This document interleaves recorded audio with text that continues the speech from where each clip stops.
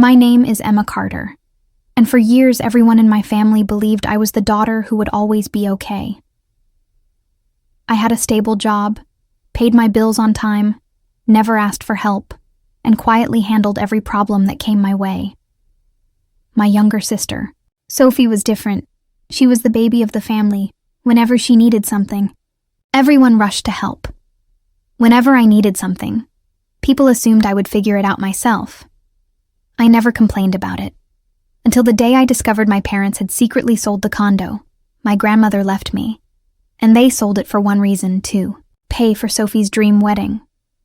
What made it worse was that neither of them knew I had been secretly paying their mortgage for 4 years, and when I finally stopped, everything they built on lies started collapsing. It all began when my grandmother passed away. She left me her fully paid condo because she always told me, "Emma, you're the one who takes care of everyone else, so I want you to have something that's truly yours." That condo wasn't just property. It was my future, the place I planned to sell one day, so my boyfriend Ryan and I could buy a house together for years. I lived there happily and never questioned anything. Then one morning I received a legal letter.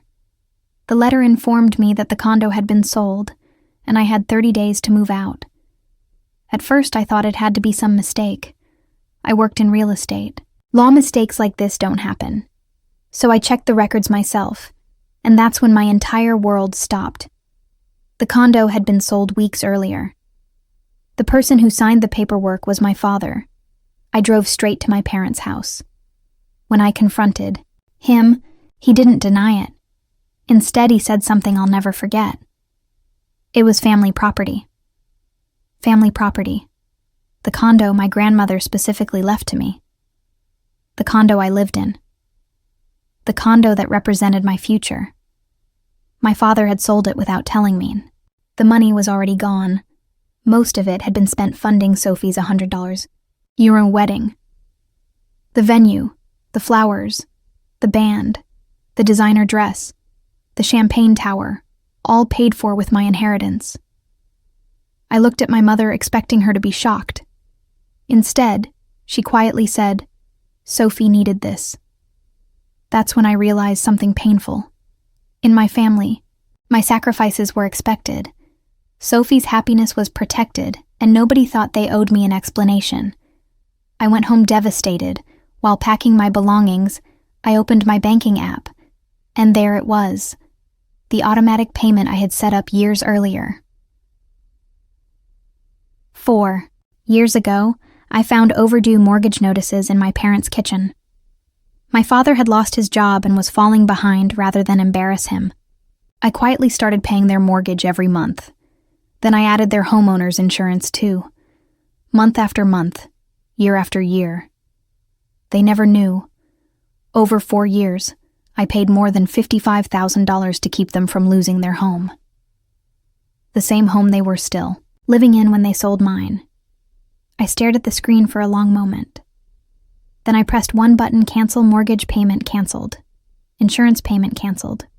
For the first time in 4 years. They were on their own. The funny thing was, they didn't even notice at first. Weeks passed. Then months. Finally, my father received a notice from the bank saying the mortgage was overdue. Confused, he logged into his account.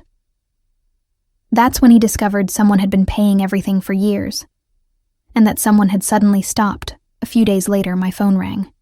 It was my father. His first question wasn't an apology. It wasn't concern. It wasn't regret. It was it you? I said yes. The silence on the other end felt endless. Then he asked why. I reminded him about the overdue notices I found years ago. I told him I didn't want them to lose their home. Then I reminded him he had sold mine. He finally asked the question he was really calling about. Could I start paying again? I said no, and hung up. A few weeks later, Sophie's wedding arrived. The ceremony was beautiful. Perfect weather. Perfect venue. Perfect decorations. Everyone admired how amazing everything looked. But only a few people knew the truth.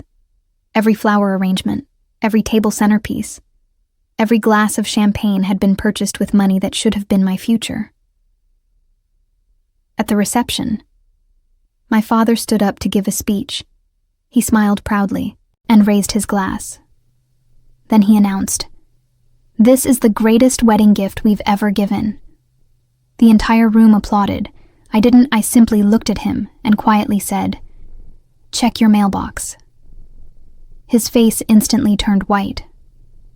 3 days earlier, I had mailed him a certified copy of the foreclosure notice the bank had filed against his house. He knew exactly what I meant. My mother pulled him aside. Then my sister noticed something was wrong. Soon the truth started spilling out. My father admitted he sold my condo. My mother admitted she knew about it. Then I revealed the part nobody expected. I'd paid their mortgage for 4 years, more than $55. Sir, and the reason the foreclosure notice existed was because I finally stopped. The hallway outside the ballroom became completely silent. Sophie's face went pale. She looked around at the decorations, the flowers, the expensive dress, and suddenly realized what paid for all of it. She burst into tears. Not because of me, because she never knew. She genuinely believed my parents had savings. She had no idea her wedding was funded by my stolen inheritance. For the first time in years, someone in my family looked horrified on my behalf. My father sat down because his legs literally gave out. The man who spent years pretending everything was under control finally had nowhere left to hide. I looked at my sister and told her something important. "This isn't your fault." Because it wasn't. She didn't steal from me. She trusted the people who were supposed to protect both of us.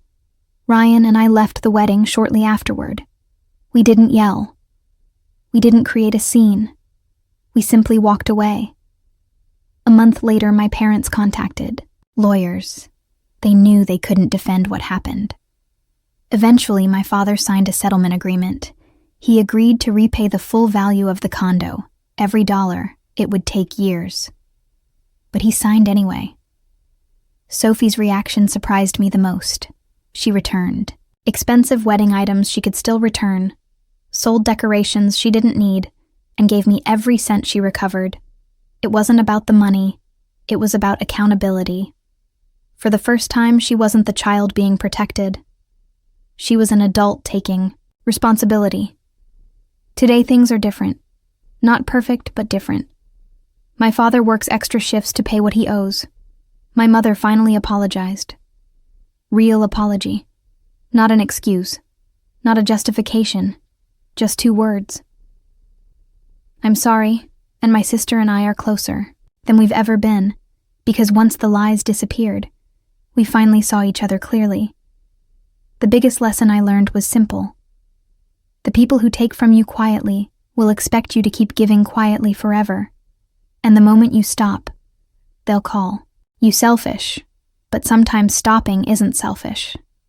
Sometimes it's the only way people learn the true value of what you've been giving all along. And in my case, it only took 4 words to change everything.